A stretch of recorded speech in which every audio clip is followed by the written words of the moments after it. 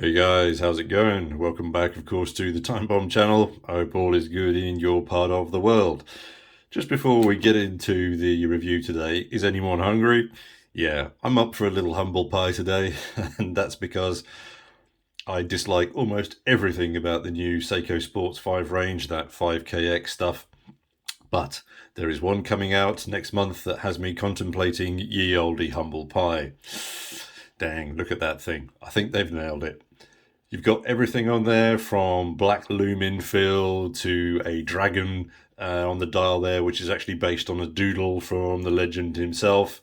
You've got the JKD mantra around the bezel. And then, yes, you've got the yellow-black tracksuit NATO. Me, wanty, big time. It'll probably also be way, way more affordable than the G-Shock Bruce Lee tribute. What do you reckon, guys? Smashed it out of the park, or is that still a little bit suspect? Anyway, on to the review today. As the vid title suggests, we're looking at the San Martin, and this is the SN0003-G. Let me just get everything out of the box. And yeah, commonly referred to as the San Martin Tuna. Sorry, a lot of stuff on here. It's been a while since I've featured a clomage, and it's difficult to spend some time on YouTube and looking at watches and not come across people talking about San Martin as a brand. Also including my buddy there, Mr. E, over at Mr. E's Watch Reviews. So I thought about time we give it a punt. One of the key questions I want to try and get answered today is, are San Martins just a more expensive version of something that you can get cheaper from the other clone brands? All right, let me just zoom in there.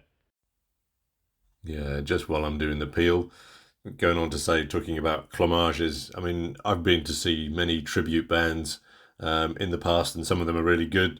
I think Dread Zeppelin springs to mind. They're absolutely fantastic. And when I go to see them, I know what I'm getting. And I think these watches are quite close to that concept. And I think certainly worthy of your consideration, but only where the financial constraints, I think, are the defining factor. And reasons for that I'll get into in a moment. Okay, so plastics off, and let's kick off with some key specs. Because as you can see in relation to my hands, it's quite a big lump of steel. So similar to its doppelganger, the case body is a solid 47mm pot.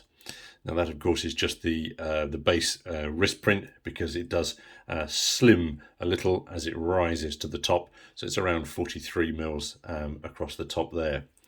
It is a quite substantial 15.2 mils deep, and obviously you've got a bit of domage on both sides there to extend that. You've got 22 mil lugs. On 20s I think it would look ridiculous, and that, of course, slims down quite a lot to 17 mils there before the clasp. But you can probably see it better on this side. Notice that the clasp does protrude a few mils out of those 17 mils there. These come with 300 meters worth of watery goodness, and yeah, with all that steel and quite a heavy watch head on this unsized bracelet, it weighs in around 190 grams. That's quite heavy. So yeah, not dissimilar to the Vanuatu here. Now, one question I did have as well when I was ordered this was I wasn't quite sure what I was going to get. Is it an NH35 or an NH36? On the AliExpress San Martin page, it showed it as an NH35, but then as I was doing the sticker peel on the back here, it shows it as an NH36. So let's just check on here if there's a yes.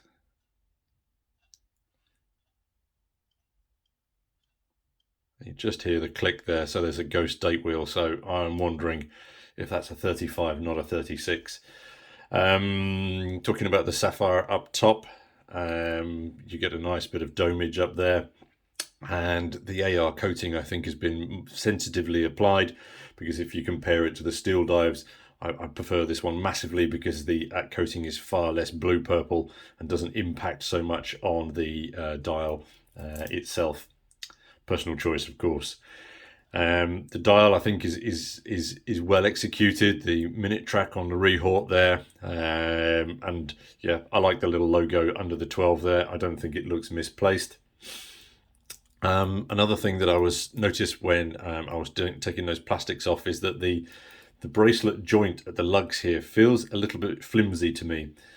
I don't know if it just seems to fit the body incorrectly, and I don't know if that's just bad choice or bad design. But as you can see here, we've got a huge gappage. I'm wondering if it's just that end piece there that is incorrectly designed. Maybe I'm overthinking it, because when it sits flush like that, it doesn't matter. Yeah, anyway, not sure. On the upside though, if we can see here, yeah, just we can see better on this side. That's probably why. You've got screw pins on here, which make sizing a doddle. I prefer those, much to the pin and collar stuff. Back on the dial, I was thinking as well that the handset is closest, I think, to the older Marine Master versions like this 033. As opposed to the newer 049, which has those much pointier hands. Yeah. Anyway, on the dial as well, I like the fact that they've given the blacked out sections on those counterbalances there, because I think they sort of vanish a little bit and allow the pointy bits to dominate. And also then when it's at, say, opposites, you don't lose too much of the hands when they're at that 180 degree. I think, yeah, as I say, the dial is matte, and the camera's not picking it up very well here, but it looks very clean and, yeah, nice. But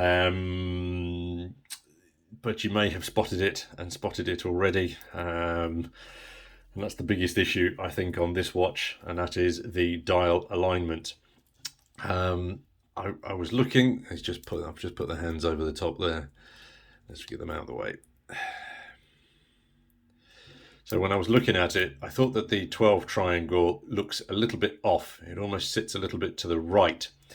But then I looked at it a little bit more. I then noticed the loom blobs down there at the 7 and the 8. They're really, really, really, really off. Yeah, but really badly off. Holy alignment, Batman. The green loom, I think it's C3, and it pops really well and looks very, very pleasant indeed. So absolutely no issues with that. I think, yeah, it does exactly what it's supposed to do, and I like it a lot. Of course, it does feature the shark design on the caseback, and I think as well that looks really, really good. The caseback does protrude quite a lot out of the bottom there, so that does push it up a little bit on wrist. And I don't understand why people have got an issue with that caseback. I think it looks really, really nice. So while I'm talking, let's just throw it on wrist. So this is unsized. My wrist is 7 1/4, and I like the way the pot sits. I really, really do.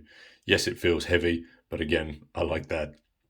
And I don't think that the wrist print is too bad, because obviously being circular, the lug distance being shorter, I think it works really well. Looks the mutt's nuts, so thank you to Seiko for coming up with the original design of these. You also then have a signed crown over here, and it's a big old crown, 7mm, so it's easily grippable. But you may have noticed, just as I was adjusting the hands there, I wince a little bit, because those I don't have particularly soft fingers, but those edges on that crown are very, very edgy indeed, and you certainly feel them. I guess it's a downside, isn't it, about having some very protruding flanges on there, which enable you to grip better. But as I say, the edging is a little bit. If I compare it again, so yeah, the Vanuatu crown is similar, but the edging on that is far smoother. Notice also, let me just throw that back in there, that the crown sits just after the 4 o'clock. So yeah, not in line with the 4 o'clock hour. Again, minor detail, no issue with that at all. The bezel is 120 clicker, and also then the note that the markings reflect those of the Seiko. So with your 4 minutes and then 3 minute intersections around here. Let's just have a listen.